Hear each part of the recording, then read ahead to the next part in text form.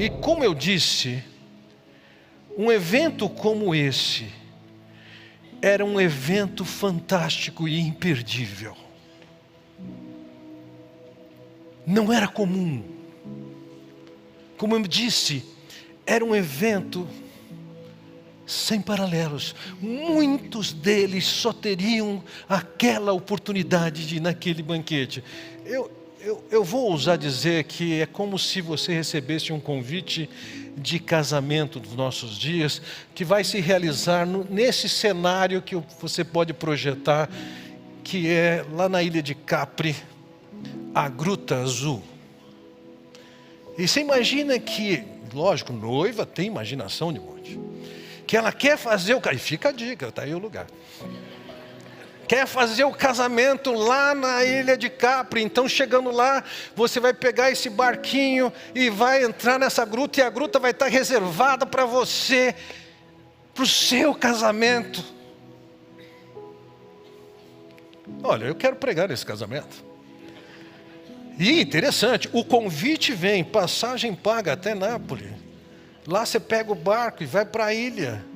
Na ilha tem uma Lamborghini lá disponível para você. Você vai falar assim, não, mas eu trabalho nesse dia. Ah, vou embora.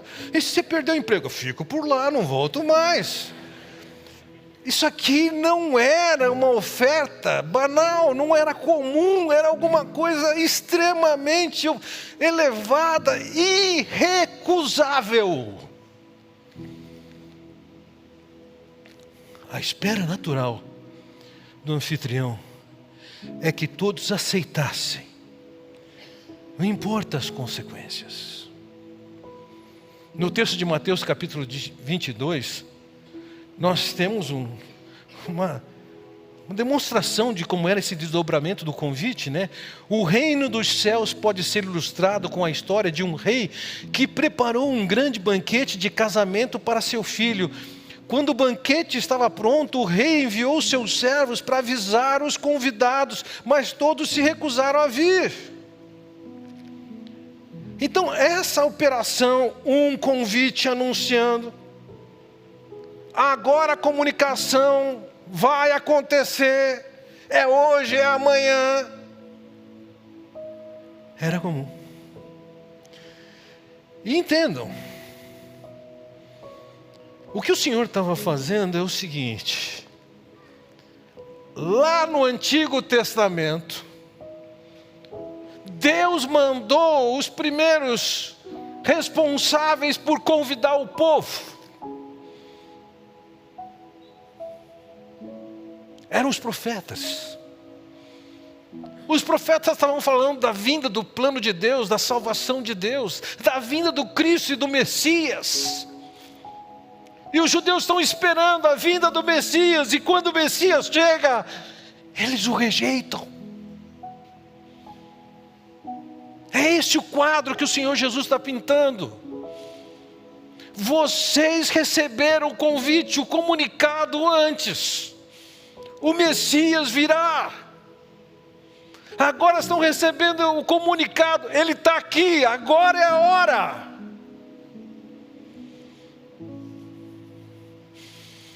E então nós enfrentamos a segunda etapa da parábola. Versículo 18. A segunda etapa é a etapa das desculpas. Ele diz no versículo 18: mas todos eles deram desculpas. Um disse: acabei de comprar um campo e preciso inspecioná-lo, peço que me desculpe. A resposta é polida, ela é educada. A razão apresentada era absurda.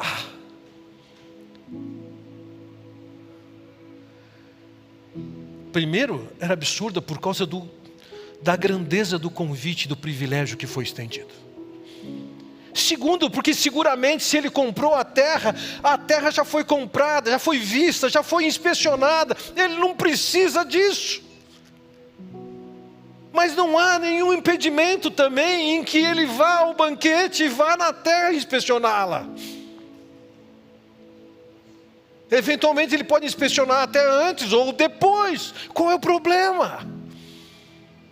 ele foi polido.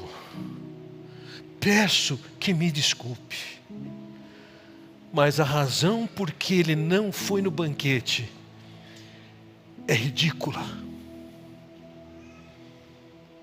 Ele seguramente tinha visto aquela terra antes de comprá-la. E ver a terra não era mais interessante e curioso do que aquela festa de casamento. Um outro disse, versículo 19: acabei de comprar 5 juntas de bois e quero experimentá-las, sinto muito.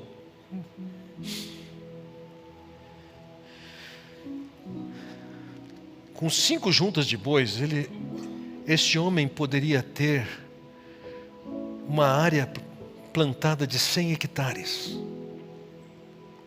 Era muita terra.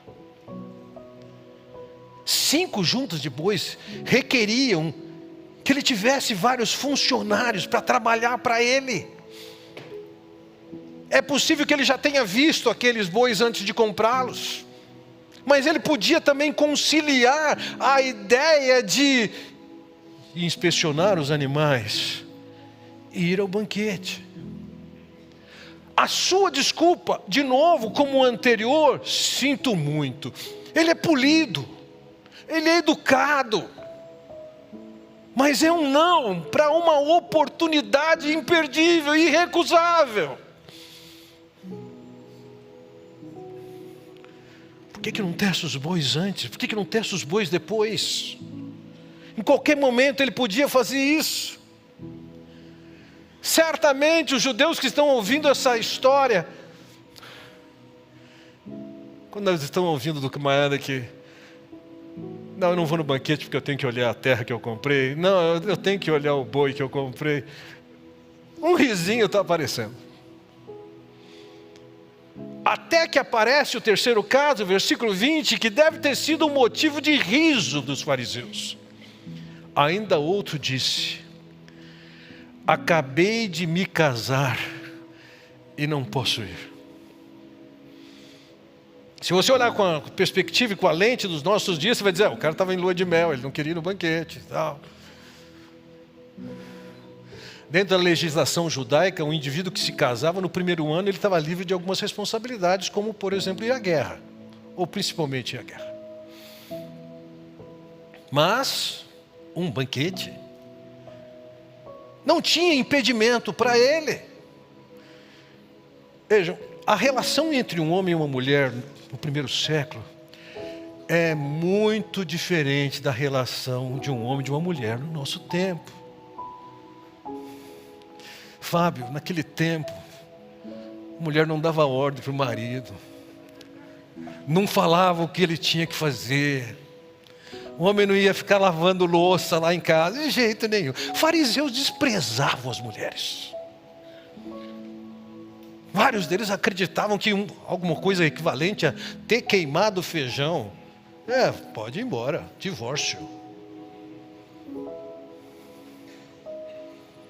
Não é à toa que os discípulos de Jesus perguntam: é lícito se separar da mulher, se divorciar da mulher por qualquer motivo? Porque um rabino chamado Hilel, que era um liberal, dizia qualquer motivo. Esse homem está preso à mulher para não ir no banquete. Os fariseus devem ter dado risada disso.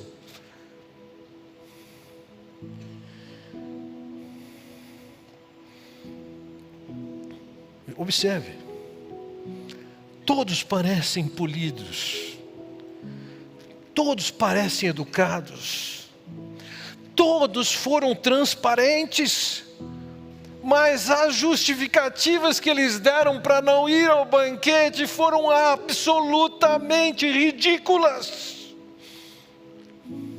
As desculpas foram diferentes, mas a resposta era a mesma. Contradizia a disposição anterior.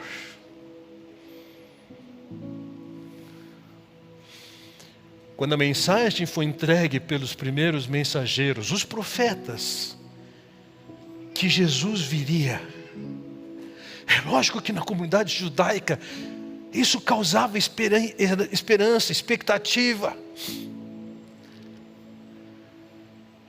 Mas quando Cristo veio,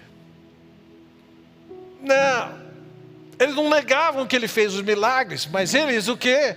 Eles rejeitavam, dizendo que o milagre que ele tinha feito tinha sido pelo poder de demônio. Eles olhavam para o milagre e ignoravam o milagre e enxergavam. Foi no sábado que eles entendiam que não podia ser. A primeira chamada do convite foi feita lá no passado pelos profetas. E agora o Cristo chega, se apresenta para a festa. E eles dizem: não, não queremos. O que Jesus está dizendo é o seguinte: o que vocês estão fazendo é tão absurdo e tão ridículo quanto aqueles que não aceitaram ir naquela cerimônia de casamento com tudo pago na ilha de Capri, na Gruta Azul.